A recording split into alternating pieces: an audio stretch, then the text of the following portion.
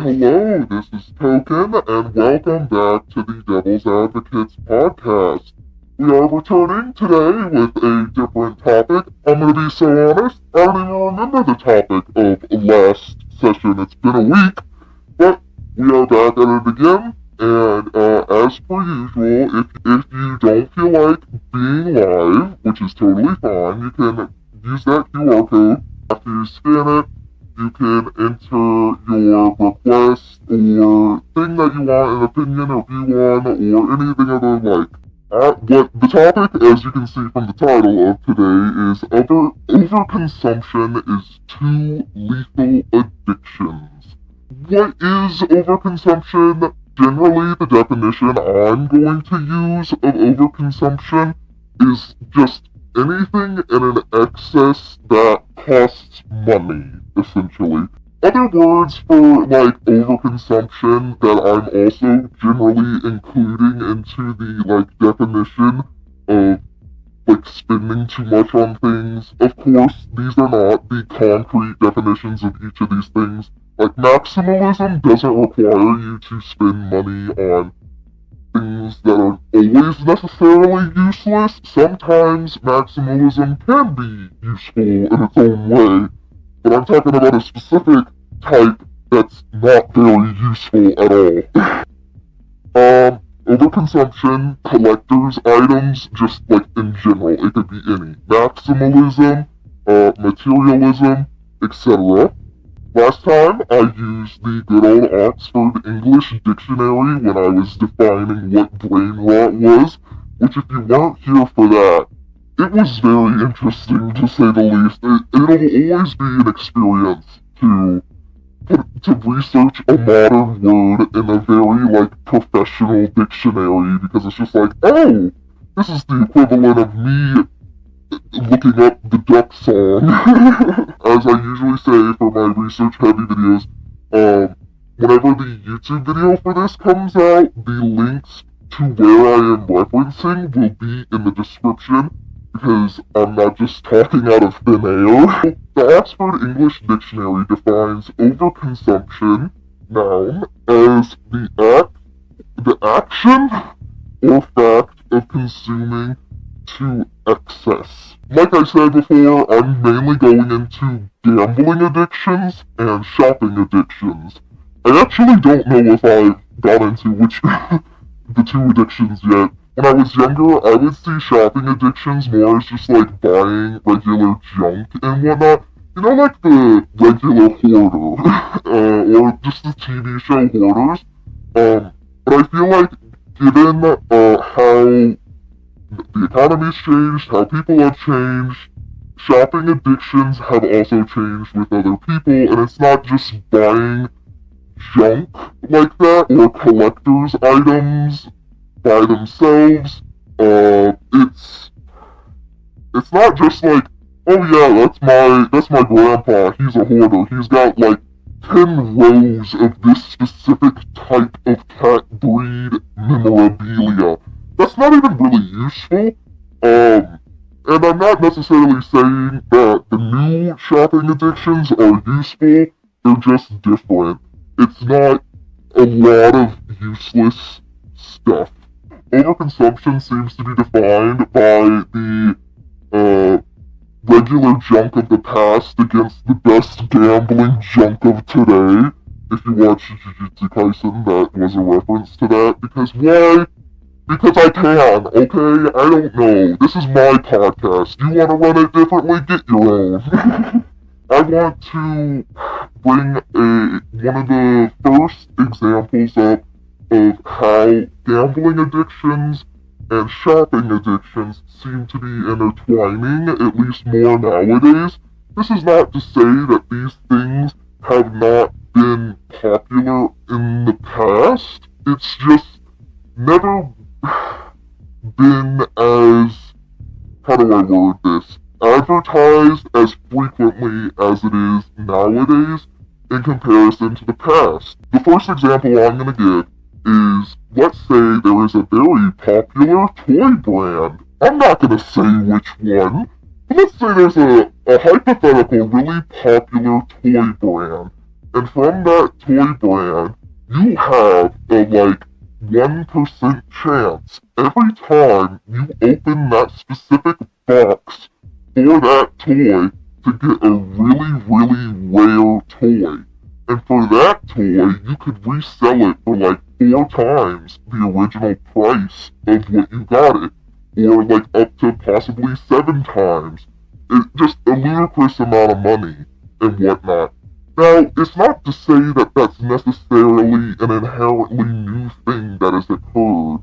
There's always been collector's items over the time, but due to the rise in Instagram Reels and TikTok and just really quick social media and whatnot, it's being added on to oh, I spent $100 with a shopping haul, and then they spent several, tens of dollars, not tens of dollars, but they're spending a lot of money on these specific toys or whatever, and then they're showing that they didn't get anything back, or maybe they did it, and, they're lucky, and then it increases the likelihood of a watcher to go and try and get it themselves. But, like I said, it's not necessarily that this is a new concept. There's always been some form of a collectible or rarity or whatnot, but due to social media, it's creating a sense of exclusivity and more. It seems to be more popular than it was before, or at least just for me personally, because I didn't know anyone growing up who was you wanna know what I wanna collect? Like a playing card. I mean, I knew people who played the playing cards, and they played the game with their friends, but I seriously didn't know any person who collected them just for, money purposes. If you collected collector's cards back in the day, which people still do that now, but if you were collecting them, it's just about the appreciation of the original piece of media that the gaming cards came from. It wasn't a purely monetary incentive to get this. When I say it becomes 2 addictions, I mean if you are buying these collector's items purely for the possibility of hitting it big and getting the 1% toy, card, whatever, that's a gambling addiction. Seriously. And I don't think people realize that. Because what are you doing? You're putting money into something, and you're getting less out, hoping that you hit it big, statistically speaking, get that rare shot to get more money back, so you can sell it later on eBay or, I don't know, where's the other places people sell things? But that's seriously a gambling addiction at that point. Someone could maybe make the rough argument that, well, if they don't even use it for decor, then it's not even possibly a shopping addiction if they're just doing it for monetary gain 100%. One example of something that I think is a very poor, combination of both is the shopping hauls. I previously mentioned this earlier, but a shopping haul of oh, hey guys, I went to Walmart, Target, Chanel, Louis Vuitton. I don't think you could get a lot for $100 from Louis Vuitton. But my point being, going to some shopping chain and spending $100 to $500 and then showing it on the internet in hopes of becoming famous on the internet or getting more money from AdSense. Let's say you're already an established creator and you're doing that. I would say that's less of a chance of you gambling or whatever because you've already built your audience. You've already built your stuff. So that's not necessarily as much of a bet in my opinion.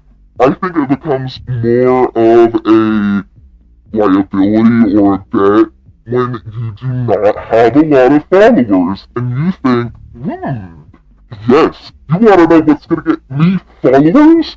I'm going to spend a ton of money that I wouldn't regularly in hopes of virality. Because why? I saw somebody else do it and they got a lot of views.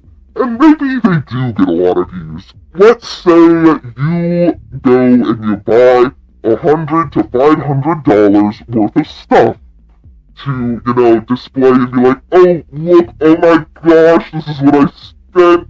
I'm getting millions of views, blah, blah, blah, blah, blah, blah, blah. And then they don't even make it back in the AdSense.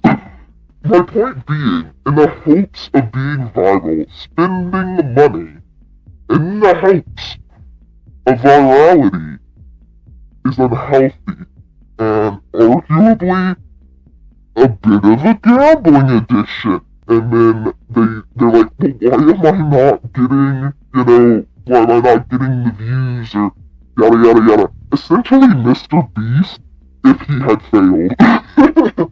I'm not saying Mr. Beast is a gambler, but if Mr. Beast wasn't getting a return on investment for his videos at all, dude would be gambling. I could argue if you do not have a lot of money and you keep putting hundreds on hundreds on hundreds of dollars, or even thousands of dollars into possible virality, that's a bit of an addiction. So you would think, well, maybe some people are just different. Maybe they just need to have more stuff. And to that I say, you may be at least partially correct, because there was a study that I'm going to link whenever the YouTube video comes out that proved if you identified as like a materialist individual, that you actually, well, I mean, of course, if you like having things and then you don't have things, you're gonna be a little bit sad about it, Like, you're gonna be like, man, I miss my things. It doesn't change the fact that also, if you identified as a minimalist, you were scientifically proven to be happier regardless of whatever state of life you were in. Because they studied maximalists who didn't have enough money to fund their lifestyle, and they were significantly more upset than the minimalists about, just their life and overall happy and satisfaction. What's the reason behind this? What's the psychology behind it? Because I've always, whenever I watch those horror, shows, I'm like, how do you get to that point in your life where you're like, I have to have this stuff because it makes me feel good? And I'm not judging. You can do whatever you want. I'm just pro, take care of yourself, be healthy, don't let it consume your life. Don't let overconsumption consume your life. That sounds like a TLC quote.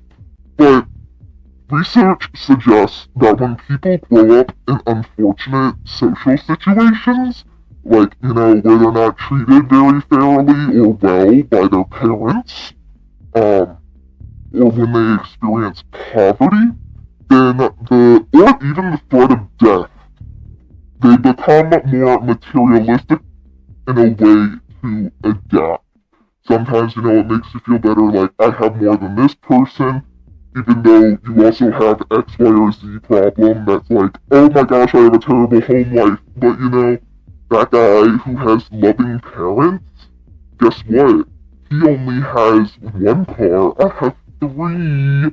He has nothing on me, in which that case, I recommend therapy. I'm very pro-therapy, and I mean, it makes sense that, it's to fill a void. That's usually what most addictions are anyway, so it makes sense that this would also be the reasoning. But there's also the whole, I get to judge other people who have less than me as well. So, focusing on fixing those internalized judgments support other individuals is probably very beneficial as well. Well, I'll give out the other negative, aspects of materialism, maximalism, all of the isms. I'm gonna give out the standard one of, it's not good for the environment. This one is not referenced to an actual link because I can't remember it. But I remember one time I watched a documentary about the long-term lifespan of clothing items. And due to the mass creation and consumption of fast fashion and whatnot, there were crates upon crates of clothing that is just in countries that are struggling that end up unused. They sometimes just causing problems. I think it's messed up some rivers or whatever because they don't know where to put it or whatever. It's just stuck everywhere.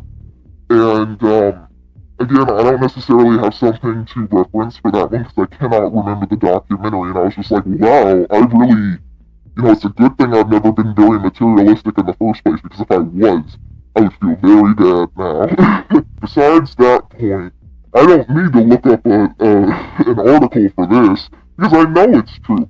Plastic. That was really loud. I'm so sorry.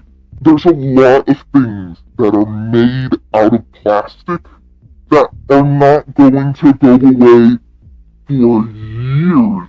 I don't remember the exact time frame, but I think it was thousands of years. I don't know if it was hundreds of thousands of years. But a plastic bottle that you used when you were 12 or 5, randomly, it's still here. I know that at least. Or it's not gonna go away. Or the plastic heaps that you find in the ocean. I think there's don't quote me, I think there's an island of plastic in the ocean at this point. You could walk on it. It's so thick and accumulated. And one of the reasons for, possibly reframing your thought process around overconsumption of all types is the unethical modes of production for each of these items. That really cheap deal that you wanted on that shirt, there's likely some individual out there that's getting paid pennies to make that in terrible conditions in a terrible section of life. It's gotten to a point where there's so much stuff, there's so much and how you don't even own a lot of things sometimes. I saw this one video, it was a comedy stand-up bit, but I was like, surely there's no way there's something like this that exists in real life. And there was. The stand-up bit, I think Danny DeVito was in it actually, but the stand-up bit basically was about how these two guys had rented a couch for 15 years, and they spent $25 a month on this couch. And then Danny DeVito does the math for it, and it's you wanna know how many couches you could have bought with this? And it was some ludicrous number or whatever. But I've learned recently that you can rent a pan, a cooking pan. I don't understand why. Why are you renting a cooking pan? And I know someone's gonna be like, oh, it's because you're traveling and you don't really want to do that, but you want to, buy a pan. You don't want to buy one, but you want to rent one because you want to cook, because you don't want to eat out, or you got sick of eating out. You could just go to the Dollar Tree and get 3 meals for that. But you're renting out a pan, not even a cast iron skillet, because you want to cook? If you want to cook that bad on vacation, why don't you bring your own pan? Another example of this, in regards to overconsumption as a shopping addiction, I know usually when you think of a shopping addiction, you're like, oh, well, I'm gonna go buy clothes, I'm gonna go this, da-da-da-da-da. I wanna go into the gaming section of, shopping addictions, because this is on the same thought, same thought process of you can't own anything, one thing that's really grinding my gears as of late is that you have to subscribe for some gaming, not consoles, but like just some specific games, or like if you want to go online for several different games or whatever, you have to pay money for that now. It's not that you even own the game that you have anymore. It's almost like purely rented 100%. You got it on a set. You spent $40 on a game, and you still can't even play all the functions of the game? That's ridiculous! I know this is gonna be like, wow, why are you so upset about this? But that's so ridiculous. If you're spending $40+ on a game already, and you don't have every single, benefit that's supposed to that's not a game! You wanna know what that is? That's an app on the App Store. Because I used to hate how, apps would have these in-app purchases, and it'd be like, oh, if you wanna go this further in the game, then you gotta pay for this thing. And I was always happy that at least that it never permeated PC or console games or anything. But in the year 2026, I pulled up one of my console games, and it requires a subscription to pay to play a online multiplayer section of the game for a game I already spent $60 on. That's ridiculous. Even if there was, you need to pay to play that section of the game, it should not be a subscription. What are you talking about? The normalization of subscriptions in this culture is ridiculous. Because what do you mean you want me to pay you like you're my literal job? Just so I can have access to an ability in a game. There's functionally nothing different.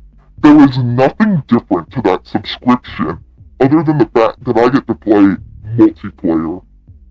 That is it. And I think that's obscene. Because at least if I'm gonna be paying for a subscription every month, you better be providing me a unique service every month. I may have not bashed, but I may have disagreed with streaming services, but you wanna know what? At least a streaming service updates their movies. That's landlord activities. That's diabolical in my opinion. This is where it's not necessarily gambling, but it can be gambling, because for some video games, they have a thing where it's you want to change your appearance, why don't you open this mystery box that costs X amount of in-game money to be able to get this, appearance item. I actually don't know any games that do that off the top of my head, but I am certain there's at least one that does that, and I would quantify that as gambling over the other, what I'm about to say. But this, I would say, fits into, the shopping addiction one, because at least one thing about Minecraft that I love, that they've never changed over the years, no wonder it's one of the best games, is that you don't have to pay to change your character. You just have to have enough skill to make it look like what you want it to look like. Whereas with other games, some games purely make money off of this, but where you have to pay to be able to even look somewhat different at all. I know for the videos that I watched regarding, gambling addictions and shopping addictions, I did not see anyone bring this up. But there are these boxes that you would subscribe to, and monthly they would give you, a collection of items regarding whatever interests that you had. And I know that's not necessarily new or anything. I think it was more oh, this type is more new because they never had any, like, around this niche or whatever. But I still fit that under, if you're buying those in the hopes of I'm gonna get a rare collectible this year for that, and I can resell it, that fits under a gambling addiction as well. But I would say generally those fit more under the shopping addiction one. And then, I haven't seen anyone bring these up before, but virtual card games. I already previously discussed card games and how they're another example of both shopping addictions and gambling. But along with that, there's the virtual card games, which I could argue is a little bit worse, in my opinion, because you don't even have the card. Or you could argue it's better because then if you have the card, it's not going to get damaged and you don't have to worry about the upkeep, yada yada yada. But that can also be just a direct gambling addiction because people put money into that in the hopes of getting a better virtual card from the card sets. That's just straight gambling, y'all. Alright, this one might be a little controversial, but I would argue the stock market is a bit of a gambling addiction as well. Wait, I know you're gonna be like, what are you talking about? That's not how that works completely. I have all my money in these, like, reliable ones. I'm not talking about that. I'm not talking about the stock market where it's like, I put my money in toilet paper or whatever. I don't think toilet paper is gonna go out anytime soon. But, well, unless there's a mass adaptation of bidets. But what I mean when I say that is day trading. Day trading, or putting your money into a volatile company, or just not researching and then being like, I'm gonna wake up and I'm gonna have $1 million because I put, I don't know, 100 or 200,000 on this random company that I bet's gonna go up overnight. I argue that's gambling. That's not even just a shopping addiction, my man. That's just straight up gambling. How is that even related to overconsumption? Now, that's a fair point, but it's around the same culture of, you hear a lot about people being like, oh, I got crypto in this, I got crypto in that, you need to do this in order to make money. Like, it's internet culture at this point. If you would have been like, oh yeah, stock's really important to, like, somebody who's 12 years ago, that would not be really relevant. But with crypto becoming such a mainstream idea and topic, it's very relevant. I hate to say it, but while it may not be a shopping addiction, it is in the culture of, like, overconsumption. And, oh, does this Bitcoin do well, or not Bitcoin, does this coin do well, yada yada yada. Now, you can sit here and be like, alright, well, what's the harm in a little bit of gambling culture? I don't see what the big problem is, Token. You know, maybe it is two addictions. It's it's a shopping addiction and a gambling addiction. But hey, it's not an addiction, I can stop at any time, right? Keeps the guy spazzing out because you took his vape from him. I can quit any time, right? No, I'm not addicted. Alright, sure. There's other factors to addiction that are gonna be pretty detrimental to your life. That's why it's called an addiction. Gambling addictions and shopping addictions are both real and serious addictions, just like any other. Because I know some people are like, you're not an addict unless you've done drugs, or unless you've been an alcoholic. That's not true. And I don't think that you have struggled necessarily, like, more than somebody else if, like, you have a drug addiction or you're an alcoholic rather than a gambling addict or something. Because I just want to highlight the reference I'm going to use for this is from the National Institute of Justice regarding gambling addictions. Every poison has its own side effects, and just because addiction is widely associated with drugs and alcohol, that doesn't mean that we should have a side effect Olympics here. I want to highlight the negative effects of possibly normalizing gambling, because over 30% of compulsive gamblers who had been arrested reported committing a robbery within the past year, which is double the percentage of those arrestees without compulsive gambling problems. The more normalized it is to, search for a never-ending jackpot, which will never come, results in desperation in those participating in it, which increases their chances of getting a criminal offense in comparison to the population without a gambling problem. So it also seems that gambling behavior has a pattern with drug-related consumption as well, because in the same article from the Institute it stated, moreover, 60% of compulsive gambler arrests in Las Vegas and 56% crime of those in Des Moines tested positive for at least one illicit drug.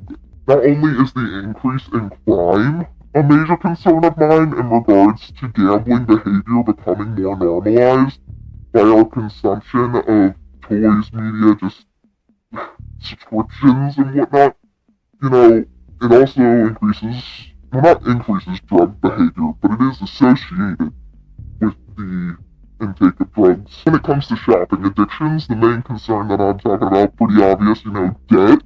Not being able to pay back what you want to buy. So, that could even lead to homelessness for them in order to, get whatever shopping item of choice they desired or multiple list of items.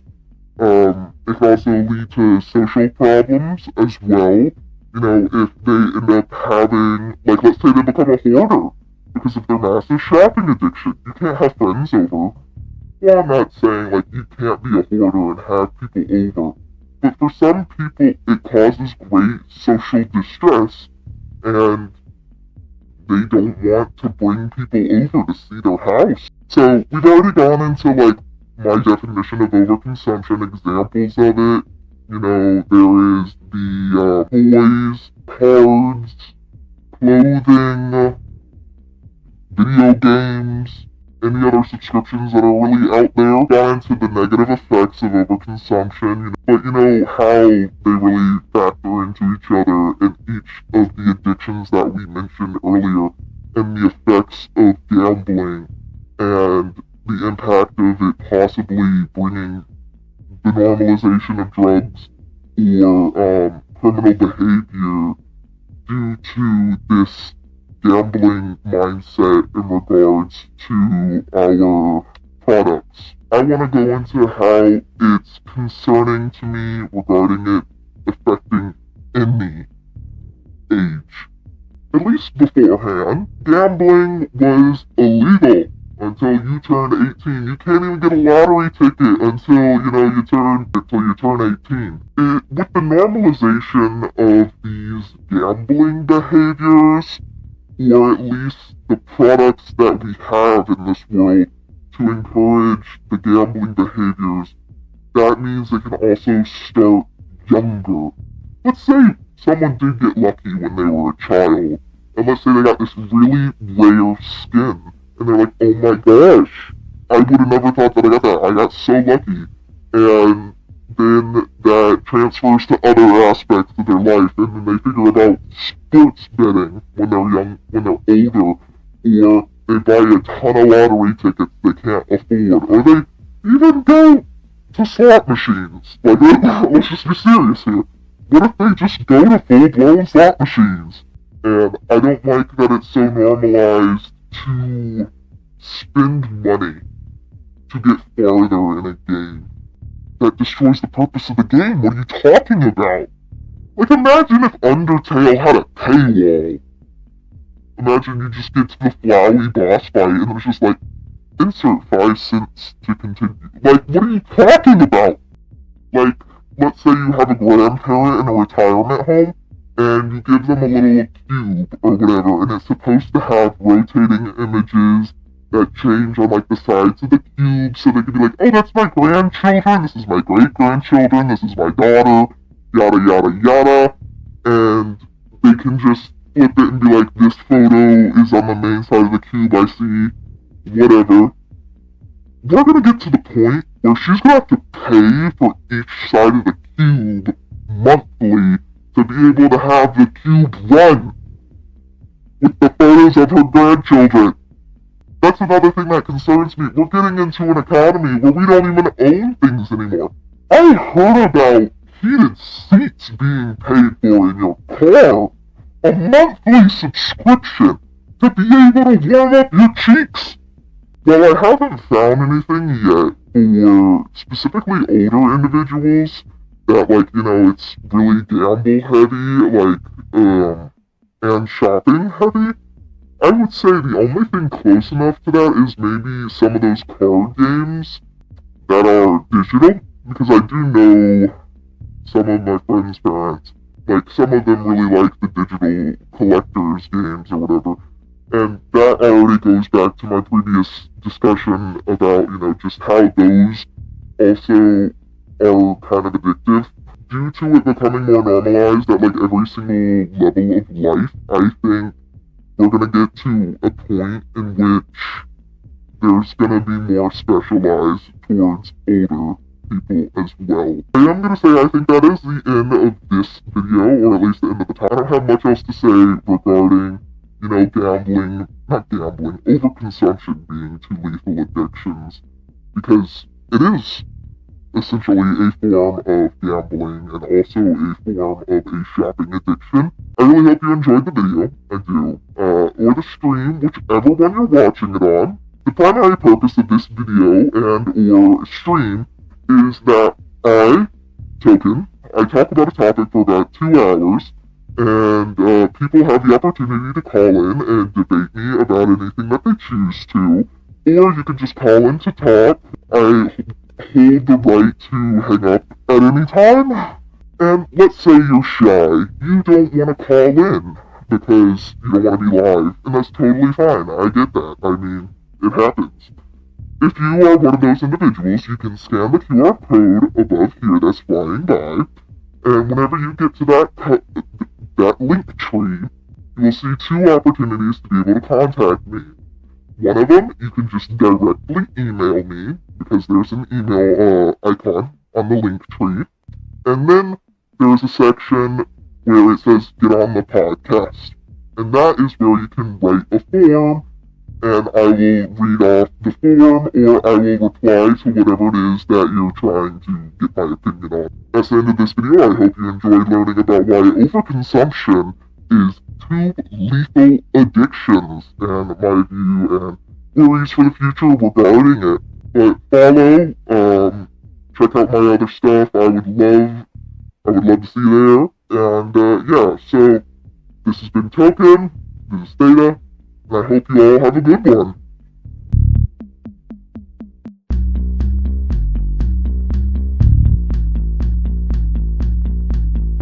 Token to today in this purgatory phase call in to create my number awaits.